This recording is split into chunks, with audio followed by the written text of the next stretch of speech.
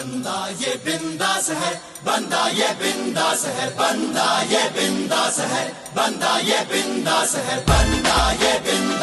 তৃণমূল কংগ্রেসের পক্ষ থেকে বান্দা ইয়ে বিন্দাস হ্যায় বলে একটি ভিডিও প্রকাশ করা হয়েছে প্রধানমন্ত্রী নরেন্দ্র মোদী সম্পর্কে।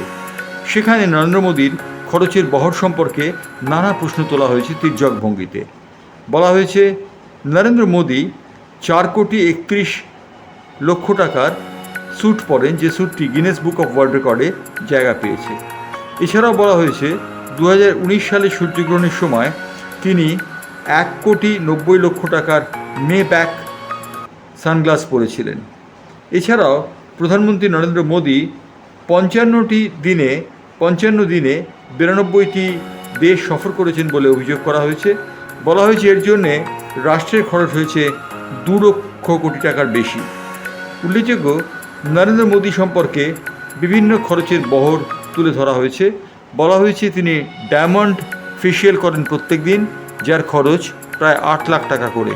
बंदा ये बिंदास है, बंदा ये बिंदास है, बंदा ये बिंदास है, बंदा ये बिंदास है, बंदा ये बिंदास है, बंदा ये बिंदास है, बंदा ये बिंदास है, बंदा ये बिंदास है, बंदा ये बिंदास है, बंदा ये बिंदास है, बंदा ये बिंदास है, बंदा ये बिंदास है, बंदा ये बिंदास है, बंदा ये बिंदास है, बंदा ये बिंदास है, बंदा ये बिंदास है, बंदा ये बिंदास है। এছাড়াও তিনি তাইওয়ানের একটি খাবার খান, যে খাবারটির দাম পিস প্রতি 30,000 টাকা।